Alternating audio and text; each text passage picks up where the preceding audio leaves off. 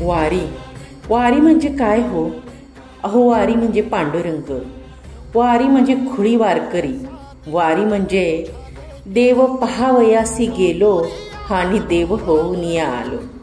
वारी म्हणजे मस्तकी चंदनाचा टिळा, गळा तुळशीच्या माळा, निघालो पंढरपुरा. देहभान विसरून पायी जाणारी ही माणसं खरंच खुळी आहेत हो.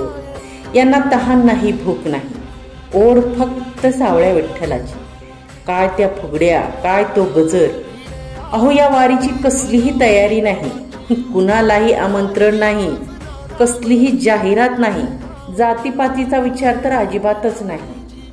अहो, यांना स्वतःचे कसलेही देहाचे भान नाही, पोटा पाण्याची चिंता नाही. काय आहे हा वारीचा सोहळा?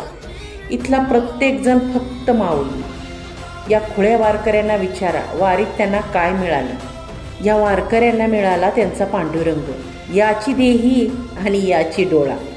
म्हणूनच म्हणावेसे वाटते, एका बाजूला दुनिया सारी, एका बाजूला माझा हरी, ही पंढरी पंढरी विठुरायाची नगरी. धन्य या वारकऱ्यांचा तो पांडुरंग आणि धन्य हे वारकरी. जय जय रामकृष्ण हरी.